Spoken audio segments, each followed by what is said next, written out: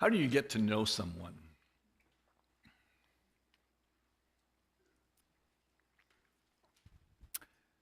Could maybe answer that in a few different ways, but at the heart of it, I think I would boil it down to these three things. Whether it's a spouse, a friend, a business associate, kind of starts with what they say, right? You're talking to them, you get to meet them, you hear what they have to say about what they do, what they like, what their desires and dreams are. But of course, what they say is not sufficient in itself. We also need to trust in what we observe in their actions, right? What they do, and particularly looking for a consistency between those two, right? There's a consistency between what they say and what they do. And when there's not that consistency, you have reason to be concerned and reason to question whether you really have gotten to know them well. It's especially deepened if you can begin to discern why they do what they do. You get to see a little bit and learn a little bit of their motives and their heart. But then the third thing that I would add to this is the time factor, right? Over time, particularly. And again, some of that has to do with the consistency issue, but over time, that you get to learn more of what they are based on what they have said, learning their heart, their motives, their desires, expressed and reinforced over a season of time. We have embarked on a study of the historical narrative of the Bible, if you are visiting with us here. We're seeking to understand the heart of God, desiring to get to know Him better. Excuse me.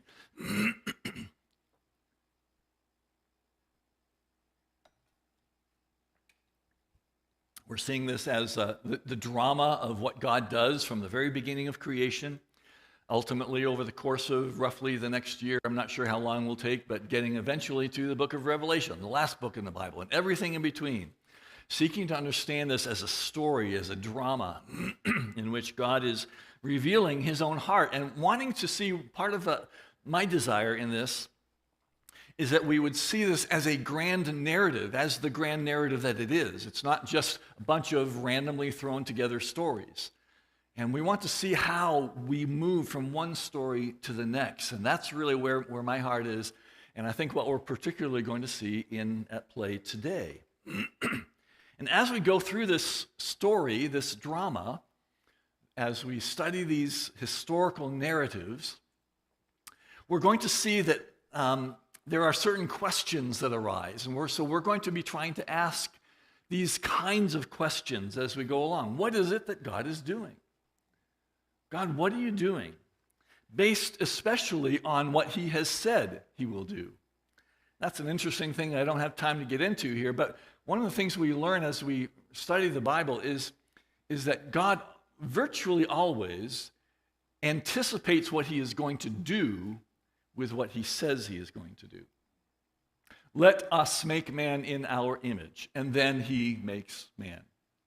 Abraham, leave your father's family, your land, and go to the land that I am going to show you, for I am going to make of you a great nation. And now we're kind of seeing how it is that God is going to develop that. So what is God doing? Based on what He said He's going to doing, He was going to do over time. How does what God does advance His purposes as we go along? There again, I think we're particularly going to see that here today in our study of Joseph. Overall, God's ultimate purpose, as well as the shorter-term specific promises that He makes, are going to be developed step by step by step as God grows that seed of a promise that He gives to Abraham and eventually makes of him indeed this great nation. But then things will turn again, and we're going to be left scratching our heads when we get there and to the nation of Israel. So we're asking, what is God doing? And therefore, we're also going to ask, why does God do what He does? Trying to make sense of the motives of God, what He is doing, and the ways of God. as he does these things. And related to that then, what does God do? How does what God does progressively get us to Jesus? Because ultimately we believe that the entire Old Testament story, all of those stories that come before Jesus, ultimately come together as a unified story that points us forward to Jesus. And everything that happens since then ultimately points us back to Jesus. And that's what we're trying to understand as well. We want to get a sense of that. And lastly, what can we learn about God himself and his ways as we go through this study? Because in all of this, as we started here, God is desiring to reveal himself to us. He wants us to know him, and he wants us to love him and to be in relationship with him, something that we could never do unless God did reveal himself to us. Right? We could never hope to know this God, who is this otherworldly God, unless God specifically chose to reveal himself to us. And that is precisely what he has done in the Bible. This is our main objective, to get to know God better through what he says, through observing what he does, so that we may serve him better and love him better and walk with him and anticipate what he's going to do. One of the things that we've already seen in our study thus far is that God is a sovereign God. This is one of the things we have learned about God, that he is sovereign. And that's a fancy word, and that just simply means that God is in control and he will accomplish what he determines to do. There is nobody that can say that I am going to purpose something and I know for a fact that I'm going to do it. Sorry to all the parents that tell their kids these days that you can be anything you want to be. You can do anything you want to do. Well, not necessarily true, right? Because God is the only one who can ultimately, truly say that what he sets his mind to do, he will do. He will accomplish, and it's a done deal. We'll see that again as well this morning. God's sovereignty here is on full display in this portion of the drama that we come to this morning.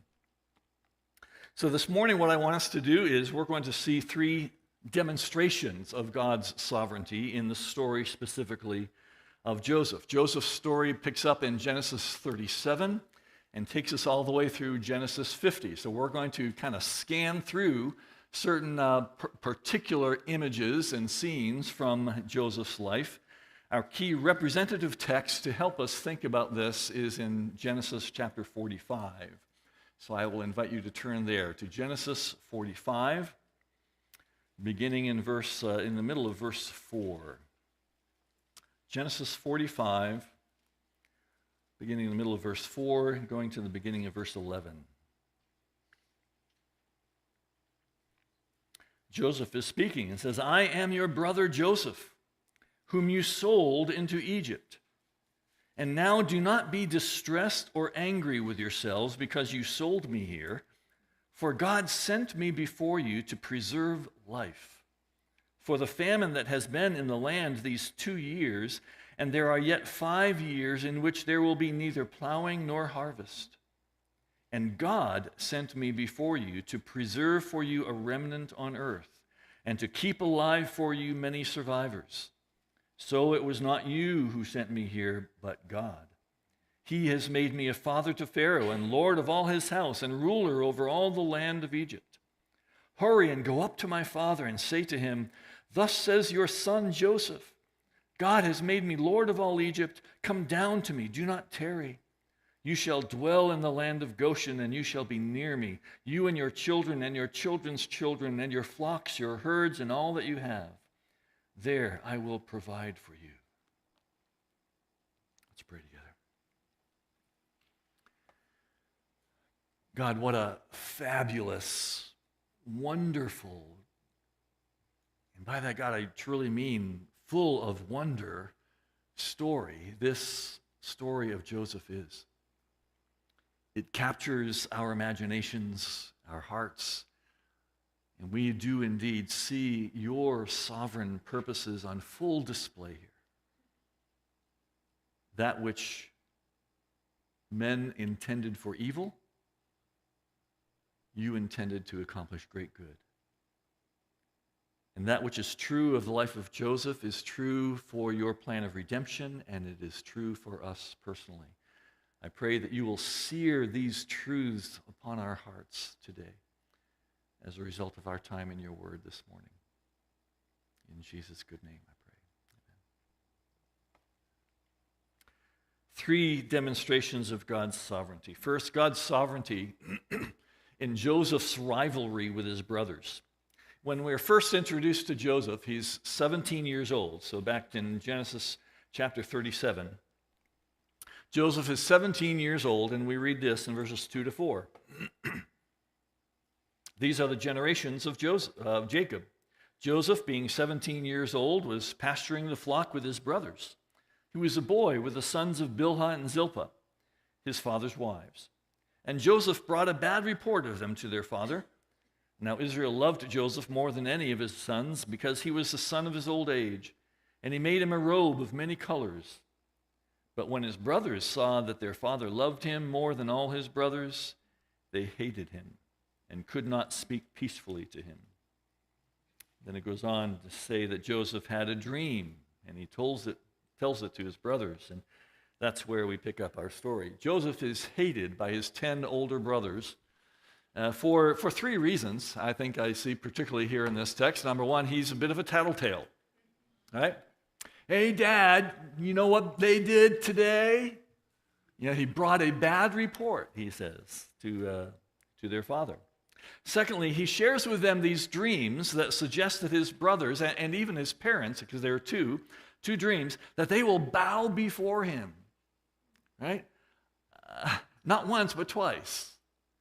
So at this point in the story, with all due respect to Brother Joseph here, he's not the brightest kid on the block, I don't think. I mean, that's going to change. He becomes known, in fact, for his wisdom.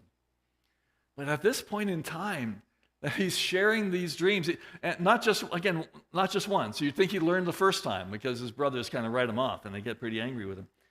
But the third reason his brothers hate him is he's dad's favorite, right? The pet child, the firstborn of Jacob's favorite wife. And it's not enough that Jacob just simply loves him more than the others. He shows his love by giving him this coat of many colors. Right? I almost titled this message, Joseph and the Amazing Technicolor Sovereignty of God. But this coat is given to him and sets him apart. And nobody likes a favored sibling, right?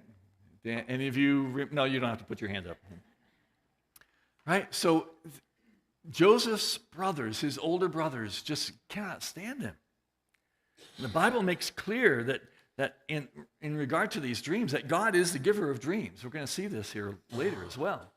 And if there's any doubt, peek ahead, and these dreams are clearly prophetic because they come true. But we don't know that yet, right? God is sovereign, even in the granting of these dreams and in this rivalry that they have. And the second issue that kind of is related to this is that the brothers then are given an opportunity to get rid of their brother. Right? Joseph is sent by dad to check up on him. The older brothers have taken the flocks, the herds, up to another place to graze and to get food. And so Joseph is seen probably from a distance, wearing this coat of many colors, and they say, here he is. Let's get him. And they get him and they throw him into the well, and while they're there, they're trying to figure out what to do, and they decide that they're going to kill their brother. But just in the nick of time, right, what do they see? They see this caravan coming along, actually of cousins of theirs, and this caravan comes along. He says, hey, wait, let's not kill him. We could get a profit out of this. Let's sell him. And that's exactly what they do. As this caravan of merchants on its way to Egypt passes by, they decide to make a profit from their little brother. And look at how Joseph assesses what is happening at this very moment, years later, when they are reunited. The passage that we've already read in Genesis 45, he says, do not be distressed or angry with yourselves because you sold me here, for God sent me before you. God sent me before you, he says again. It was not you who sent me here, but God. 3 times, Joseph highlights the fact that God was at work. God is the one who did this. Was the wicked, jealous, deceitful scheming of Joseph's brothers the only power that was at play in this event? No. No, it was not. At the very moment Joseph's brothers were plotting his destruction, God was moving to advance his purposes. What a powerful, powerful display of God's sovereignty. There's a second demonstration of God's sovereignty here that we see in Joseph's rise to prominence. Joseph's rise to prominence. If you're familiar with the story, you'll track pretty quickly, but if you're not, we're just going to really do a flyover version here. But first, we move from slave to chief of staff. Joseph is sold in Egypt to a prominent administrator to Pharaoh. And while there, he distinguishes himself. Look at chapter 39, beginning in verse 2. The Lord was with Joseph, and he became a successful man, and he was in the house of his Egyptian master. His master saw that the Lord was with him, and that the Lord caused all that he did to succeed in his hands. So Joseph found favor in his sight and attended him, and he made him overseer of his house. Verse 5, from the time he made him overseer in his house and over all that he had, the Lord blessed the Egyptian's house for Joseph's sake. The blessing of the Lord was on all that he had. Joseph distinguishes himself as indeed a wise man, and he is a man of integrity. Think of him as kind of like an ancient King Midas. It seemed like everything that Joseph's hands touched turned to gold. He prospered and was successful in all that he did. But he moves from chief of staff to forgotten prisoner because of his integrity and evidently his good looks. He is approached by Potiphar's wife, who tries to seduce him. But it's not just his integrity and it's not just his good looks that are at play here. Joseph's faith is on display. Look at verse 9. Joseph is speaking and refusing Potiphar's wife, and speaking of Potiphar, he is not greater in this house than I am, nor has he kept back anything from me except you, because you are his wife. How then can I do this great wickedness and sin against God? Joseph has not, remarkably, abandoned his faith. He's a man of integrity, and he is a man of faith. He's unjustly charged as a result, convicted on false evidence, and he's imprisoned. Years go by, and he moves from prisoner to vice pharaoh. Joseph, again, in prison, distinguishes himself. Look at verse 23. The keeper of the prison paid no attention to anything that was in Joseph's charge, because the Lord was with him, and whatever he did, the Lord made it succeed. So even in prison, there's something about Joseph that catches the attention of the warden of the jail, right? And he gives Joseph responsibilities, and he makes it worth his while. He distinguishes himself again here. But again, we note at least twice here, the Lord was with him. The Lord was with him. So he gains a reputation while he's there, also for accurately interpreting dreams. I find this really, really interesting. Think about what Joseph could have done here regarding these dreams that others bring to him. Yeah, I had dreams once. A lot of good they did for me. I thought they meant something, but obviously I was wrong. What do those dreams mean? Nothing. But that's not what Joseph does. He's still trusting, even still clinging to his dreams, possibly, from years ago. So word gets around, and eventually he's brought before Pharaoh to interpret some troubling dreams that Pharaoh has. No one else has been able to make any sense of what Pharaoh has tried to communicate, of these dreams that he had. And so he's brought before Pharaoh.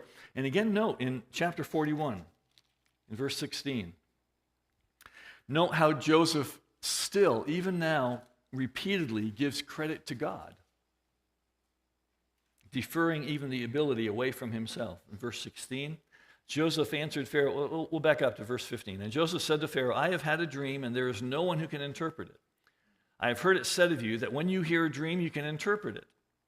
Joseph answered Pharaoh, it is not in me. God will give Pharaoh a favorable answer. Skip down to verse 25. Then Joseph said to Pharaoh, the dreams of Pharaoh are one. God has revealed to Pharaoh what he is about to do. Verse 32. And the doubling of Pharaoh's dream means that the thing is fixed by God, and God will shortly bring it about. In the dream, Pharaoh tells him that there were seven, or as Joseph interprets it, there were 7 years of abundance that were to come in terms of crop and harvest and the climate. But this would be followed by 7 years of famine. And Pharaoh believes Joseph. He puts him in charge of a plan that he develops so that the people would not perish. Joseph is put in charge to manage the plan so that he is second only to Pharaoh himself. What an incredible story. What an incredible story. Now, at this point in the story, we could pause and we could talk about some of the moralistic lessons and the way that most people probably teach the story of Joseph. We could talk about, for example, how God overcomes the dangers of sibling rivalry and jealousy and parental favoritism. God overcomes all that. We could talk about how God grants favor to those who maintain their integrity and their faith, even in the midst of injustice that is being done to them, or deep trials of life. We could talk about that. That's how most people probably teach this. We could talk about giving glory to God when given the opportunity to speak for him. And those key moments where Joseph is given that opportunity to speak up of his faith in God, and that's what enabled him to succeed and move forward. There's some legitimacy to that, certainly. We could talk about not giving up on your dreams. But friends, these are not primarily, if at all, what the story of Joseph is all about. They're not. What we're trying to do is, again, to trace what God is doing in order to make sense of it, of his ways, as he works to build a nation after choosing one man from the whole earth to do the impossible. That started with Abraham. Remember, we're trying to keep that in the forefront of our minds, not even at the back of our minds, as we go through this whole story. Because God made certain promises that we have not yet seen fulfilled. I will give you a land. I will make you a nation, and I will bless you, and I will bless those who bless you. And all others I will bless because of you. These are the promises that God made to Abraham. So we need to ask, how does this story fit into that? Right? Because so far, the story of Joseph seems like just a big parenthesis in God's plan. What does this, Joseph's story, what does this all have to do with God making a nation from the seed of Abraham? That's a key question.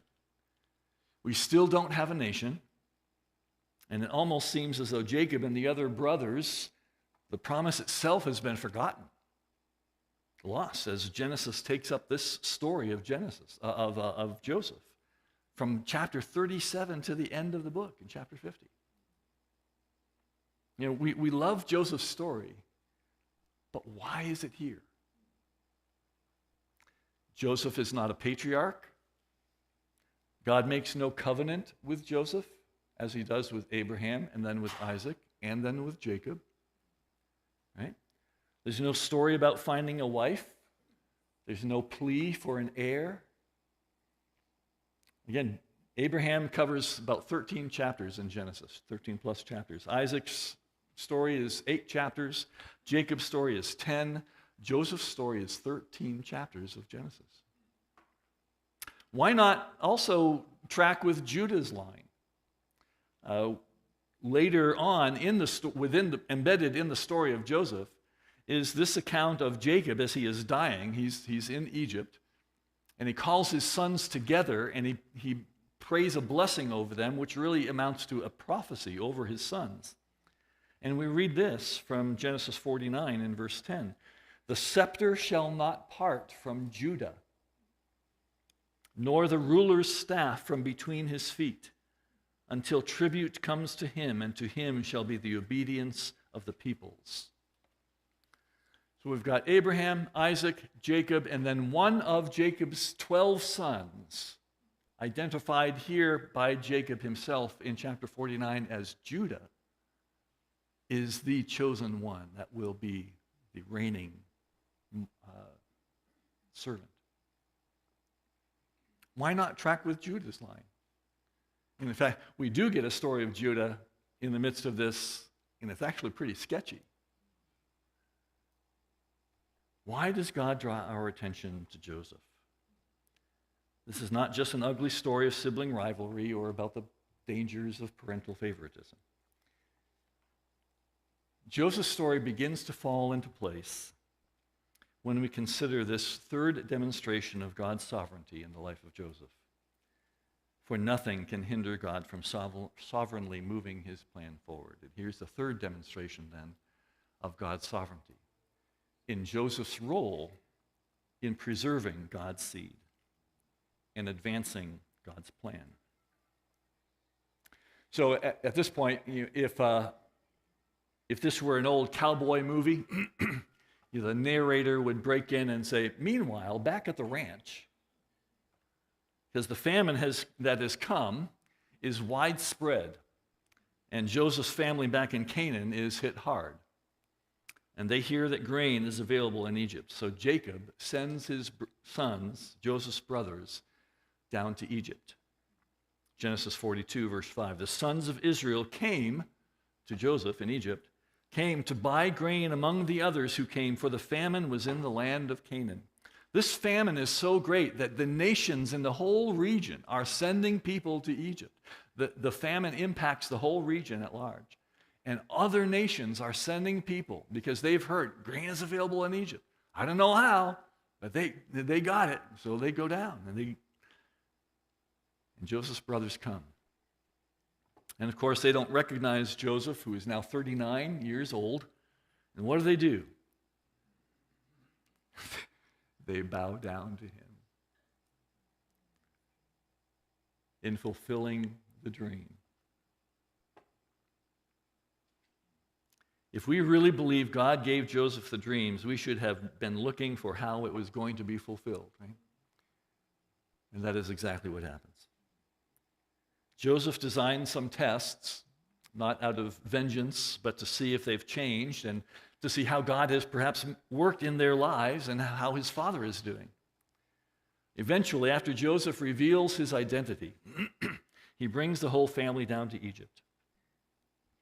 And here now is where we can begin to get the connection between Joseph's story and God's purpose to make a great nation out of Abraham's offspring. In two particular points. First, Joseph is the key to preserving God's seed from perishing. Joseph says to his brothers in the bigger picture of the passage we've already read in Genesis 45, when he tells them, do not be distressed or angry with yourselves because you sold me here, for God sent me before you to preserve life. Later again, we read, God sent me before you to preserve for you a remnant on earth and to keep alive for you many survivors. Later he says again, I will provide for you, and there are yet 5 years of famines to come, so that you and your household and all that you have do not come to poverty. Oh, friends, even in the midst of Joseph's brothers' treachery, God was providentially enacting their own deliverance that would be needed years away. Isn't that crazy? Isn't that beautiful? This is our God. God was not, oh dear, how am I going to get them all down to Egypt? Joseph is the key to preserving that seed that God was going to use to develop into this great nation. And secondly, Joseph is the link that enables this tribal framework, I'm calling it, of just 12 sons to grow into the multitude that will form the nation of Israel. And this is one of, I think, the really cool parts about all this too. And at the end of Genesis 35, we read there are 12 sons. Jacob has 12 sons. Now, later, each of the names of those 12 sons do not become exactly the 12 tribes of Israel for various reasons, but that's why I'm calling it a tribal framework. But in chapter 45, turn to Genesis 45, and we'll pick it up in verse 25. So they went up out of Egypt and came to the land of Canaan to their father Jacob, and they told him, Joseph is still alive, and he is ruler over all the land of Egypt. And his heart became numb, for he did not believe them. But when they told him all the words of Joseph, which he had said to them, and when he saw the wagons that Joseph had sent to carry him, the spirit of their father Jacob revived. And Israel said, it is enough. Joseph, my son, is still alive. I will go and see him before I die. Continuing in chapter 46. So Israel took his journey with all that he had and came to Beersheba and offered sacrifices to the God of his father Isaac. And God spoke to Israel in visions of the night and said, Jacob, Jacob. And he said, here I am. Then he said, I am God, the God of your father. Do not be afraid to go down to Egypt, for there I will make you into a great nation. Does that sound familiar? It should. I myself will go down with you to Egypt, and I will also bring you up again. And Joseph's hand shall close your eyes. Exodus tells us later that there were 70 who traveled with Jacob down into Egypt. Then if you turn just a couple more pages to Exodus chapter 1, that's where we learn that. And then beginning in verse 6, then Joseph died and all his brothers and all that generation, but the people of Israel were fruitful and increased greatly and multiplied and grew exceedingly strong so that the land was filled with them. Verse 8, now there arose a king over Egypt who did not know Joseph. So clearly a lot of time has passed, hundreds of years actually. Verse 9, and he said to his people, behold, the people of Israel are too many and too mighty for us. You see what's happening? From 12 to 70 to a great multitude. Do we have what we need for a nation now? Sure do. All because of Joseph. It is not an overstatement to say if there were no Joseph, there would be no nation. Egypt will become an incubator for Israel, where they will also grow in their prosperity. God is fulfilling his promise to Abraham. God had said he would bless the nations through Abraham's seed. And we see that at play here too, didn't we? Blessing, land, nation, and blessing. Those three key ingredients, those three words I would invite you to keep in mind as you go through this entire study. Land, nation, blessing. Blessing. Joseph blesses everything his hands touch. He's in Egypt, and he blesses the prosperity of those first 7 years so that lives could be spared in the following 7. Other nations are being blessed. They are reaping the benefits of Joseph's wisdom and administration. All because of Joseph. God, in fact, had even predicted that the people would head down to Egypt and would spend hundreds of years there. We won't take the time to look back to Genesis 15, where God makes that promise. Oh, friends, indeed, I hope you are saying with me, with the Apostle Paul, in that verse we read earlier in Romans 11, oh, the wisdom, the omniscience, the foresight, the sovereign power of God. As we wrap up, friends, two main thoughts for us to bring this to a head for us personally to think about. Number one, trust in God's sovereignty and wisdom and right to manipulate the events of the world and of our lives, and that ultimately it is for good purposes, though we cannot readily see them. Put your trust in this God, friends. I hope this gives us a fresh and new understanding again, too, of Romans 8:28, passage many of us here, I'm sure, know, right? But God causes how many things? All things to work together for good to those who love God and are called according to his purpose. Joseph maintained his faith, and Joseph saw indeed the good purposes of God realized even through these horrendous trials. One of the things we mean by the sovereignty of God is that God is able to use even the evil acts of men to accomplish his purposes. More on that in a moment. What is the good that Romans 8:28 reminds us about? God will cause all things to work together for good to those who are called according to his purpose. He explains in just a few words later, ultimately it's to make us more like Jesus. It's not necessarily, although it might be, but it's not necessarily to prosper us, to make us successful. No, it's ultimately to make us like Jesus, to strengthen our faith. Find refuge, friends, in God's sovereignty. Find your refuge there as he has revealed in redemptive history and as he continues to rule.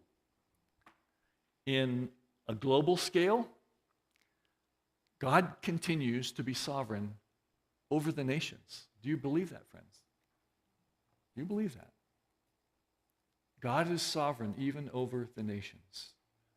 What is happening between Ukraine and Russia? I don't understand it. But I know that God is still sovereign. What is happening between Israel and Gaza? I don't understand that. But I know God is still sovereign. What is happening in so many nations around the world where Christian churches are being persecuted and burned and tortured and Christians killed? I don't understand that. But I know God is sovereign. God is sovereign on a global scale. God is sovereign on a redemptive scale. He will save those whom he determines to save. The invitation is open to all. And he is still sovereignly able to bring the gospel to bear upon those who call upon his name, wherever they are in the remotest parts of the earth. And God is sovereign, friends, even on a personal scale. He was sovereign over Joseph's life. God is sovereign even over your life on a personal scale. So for Wadnell and Jocelyn and our concerns for this trip, God is sovereign. Now, obviously, I don't want this to happen, but what happens if something horrible happens?